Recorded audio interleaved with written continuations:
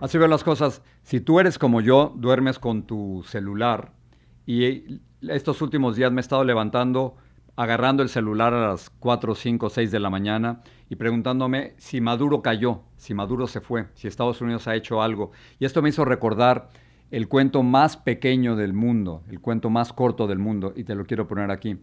Es de Augusto Monterroso y dice lo siguiente: cuando despertó, el dinosaurio todavía estaba allí.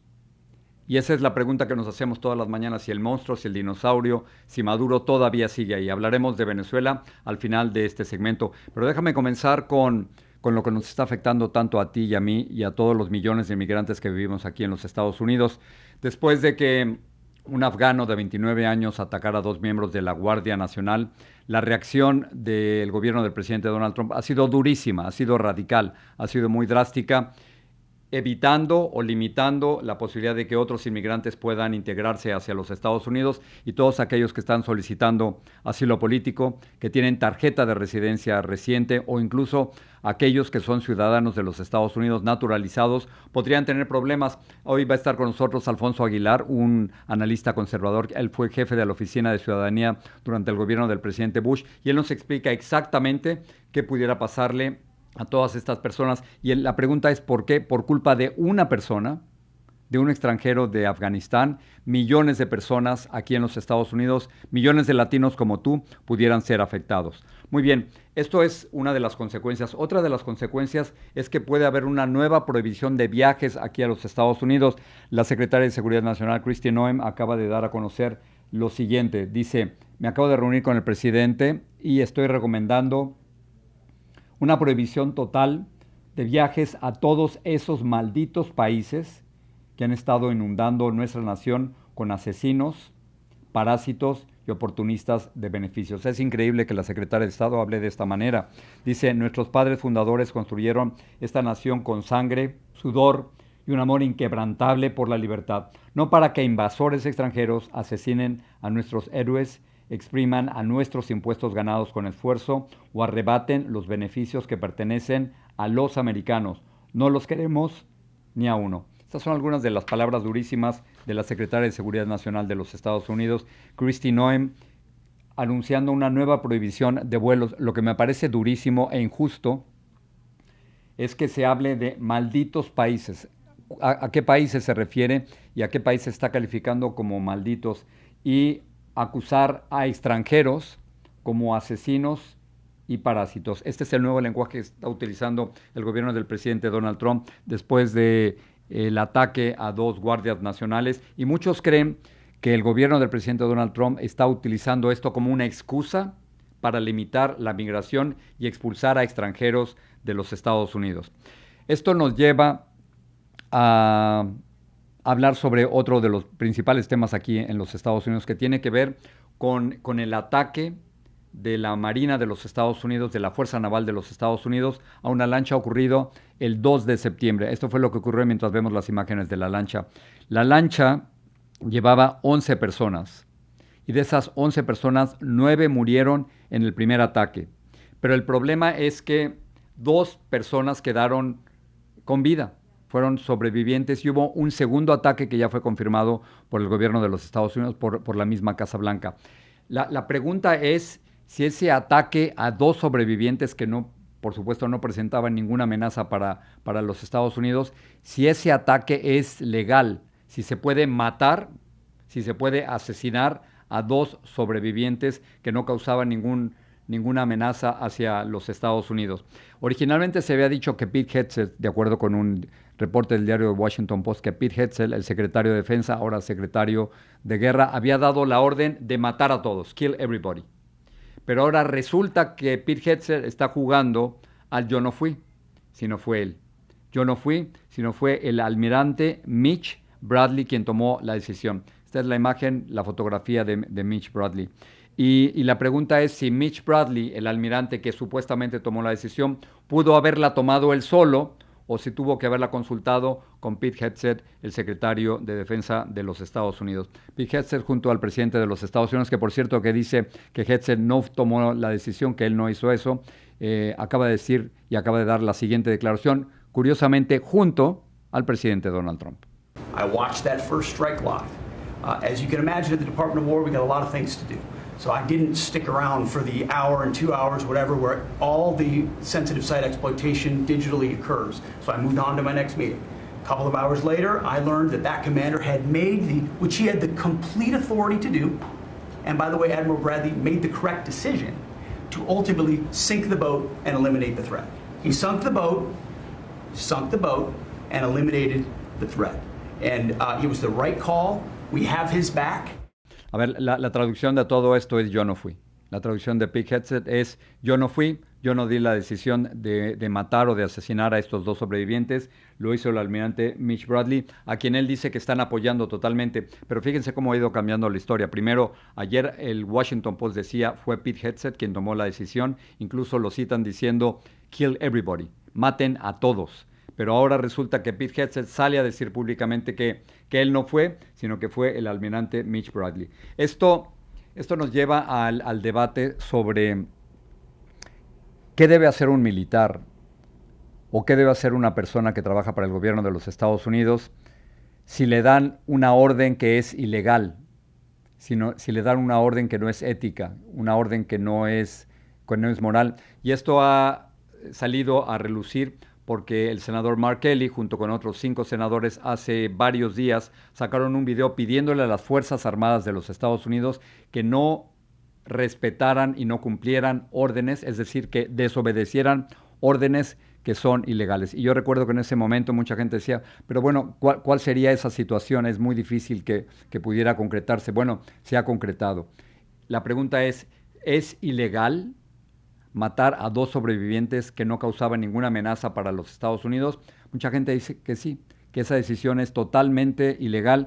Y el senador de los Estados Unidos, un senador demócrata, Chris Coons, está de acuerdo con que no solo se determine que es ilegal el hecho de haber asesinado a estos 2 sobrevivientes, sino que debe haber una investigación de la línea de comando, de la línea de órdenes que finalmente culminó con la muerte de estas 2 personas. El senador Chris Coons.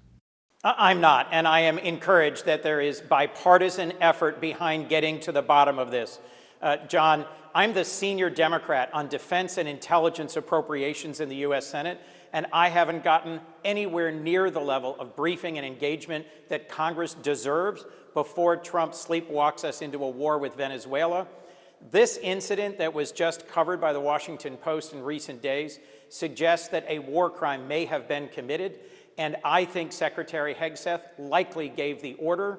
I know Admiral Bradley. He's the SOCOM commander. He came up through the ranks. He is decorated. He's experienced. He's seasoned. He was one of the first Americans into Afghanistan after 9/11. I'd be very surprised if he did this on his own without direct support or a command from the Secretary. And that's why we need a thorough oversight investigation by both Senate Armed Services and House Armed Services. Otra versión totalmente distinta, porque el Washington Post sugería que Chris Hegseth, el secretario de Defensa, había dado la orden de matar a estos 2 sobrevivientes. Hegseth ahora dice que no fue él, sino que fue la decisión del almirante Mitch Bradley. Y lo que nos está diciendo el senador Coons es, cuidado, parece ser que el almirante Bradley no pudo haber tomado la decisión solo. Es decir, él está ante una situación complicadísima en medio del Océano Atlántico, en el Caribe. Hay un disparo, bombardean una lancha, mueren 9, quedan 2 sobrevivientes. ¿Y qué se hace? ¿Se vuelve a atacar para matar a esos 2 sobrevivientes? ¿O se le llama al secretario de Defensa y se le dice, secretario, hay 2 sobrevivientes, ¿qué hacemos con ellos? ¿Pudo haber tomado el almirante esa decisión totalmente solo? Ese es el debate y esto seguramente nos va a perseguir en las noticias durante las próximas semanas. Paso a otras cosas. El gobierno del presidente Donald Trump ha despedido a 8 jueces de migración en Nueva York. Esto suena raro porque en los Estados Unidos necesitamos más jueces de migración para acelerar todos los procesos, no menos jueces de inmigración. Y entonces la sugerencia, de acuerdo con algunos demócratas, es que estos jueces podrían haber sido despedidos debido a que estaban tomando medidas a favor de ciertos inmigrantes. Esto se suma, estos 8 jueces despedidos, se suma a otros 90 que ya han sido despedidos y en total en los Estados Unidos hay cerca de 600 jueces. La razón no la sabemos, el gobierno del presidente Donald Trump no ha dicho exactamente por qué lo hicieron, pero esto es curioso cuando necesitamos más jueces de migración, no menos jueces de migración, por una parte. Vamos a saltar a otra cosa sobre, no sé si tuviste la oportunidad de leer o has seguido las noticias, un reportaje del diario The New York Times que hablaba sobre la fatiga que estaba sufriendo Donald Trump de 79 años de edad. Esto ha dado mucho a hablar porque cuando el presidente se entera de este reportaje del diario The New York Times sobre la supuesta fatiga que él está sufriendo, él ataca a la reportera que escribe el artículo y la llama, y estoy citando, fea por dentro y por fuera. Esas son las palabras del presidente Donald Trump reaccionando a un artículo que hablaba sobre su salud. Y ahora la portavoz de la Casa Blanca ha salido a defender al presidente diciendo lo siguiente. President Trump's cardiovascular imaging was perfectly normal. No evidence of arterial narrowing impairing blood flow or abnormalities in the heart or major vessels. The heart chambers are normal in size, the vessel walls appear smooth and healthy, and there are no signs of inflammation or clotting. Overall, his cardiovascular system shows excellent health. His abdominal imaging is also perfectly normal. All major organs appear very healthy and well perfused. Everything evaluated is functioning within normal limits with no acute or chronic concerns. In summary, this level of detailed assessment is standard for an executive physical at President Trump's age and confirms that he remains in excellent overall health. Las declaraciones de la Casa Blanca de que la salud del presidente es excelente y esto contradice el reporte periodístico del diario The New York Times que sugería fatiga por parte del presidente de los Estados Unidos. De nuevo, vamos a escuchar a Trump hablando sobre Juan Orlando Hernández. Un poquito el contexto. En el 2022, Juan Orlando Hernández fue extraditado de Honduras hacia los Estados Unidos. Aquí fue acusado de haber traficado 500 toneladas de cocaína que llegaban desde Sudamérica a través de Honduras para llegar hacia los Estados Unidos. 500 toneladas. Haber recibido dinero de narcotraficantes y fue sentenciado a 45 años de prisión. Esto es Juan Orlando Hernández, que por cierto ya está en libertad. ¿Por qué está en libertad? Porque el presidente de los Estados Unidos lo puso en libertad. Y esto contradice el argumento, la narrativa del gobierno de los Estados Unidos, que por una parte tiene a cerca de 20 buques frente a las costas de Venezuela diciendo que está luchando en contra del narcotráfico para que no lleguen esas drogas hacia los Estados Unidos, y por otra parte pone en libertad a alguien que fue encontrado culpable de ayudar a narcotraficantes. Pero ¿por qué Trump hace eso? O sea, ¿por qué, si está luchando en contra de las drogas, por qué libera a una persona que trajo a los Estados Unidos 500 toneladas de cocaína? Se lo preguntaron a Trump y esto fue lo que dijo. Well, I was asked by Honduras, many of the people of Honduras, they said it was a Biden setup. I don't mean Biden. Look, Biden didn't know he was alive, but it was the people that surround the Resolute desk, surround Biden when he was there, which was about very little time. And the people of Honduras really thought he was set up and it was a terrible thing. He was the president of the country. And they basically said he was a drug dealer because he was the president of the country. And they said it was a Biden administration setup. And I looked at the facts and I agreed with them. O sea que la explicación del presidente Donald Trump es, ayer decía que unos amigos se lo habían solicitado, hoy dice que fue un montaje por parte del gobierno de Joe Biden, a quien él abiertamente odia, a quien él abiertamente ha criticado. Entonces, él está culpando al gobierno de Joe Biden de haber encarcelado a Juan Orlando Hernández, a pesar de que en una corte resultó culpable por 45 años. Juan Orlando Hernández en este momento ya se encuentra en libertad. Hablando sobre narcotráfico, Joaquín Guzmán López, el hijo del Chapo Guzmán, se ha declarado culpable en una corte de Chicago. Esta es la fotografía.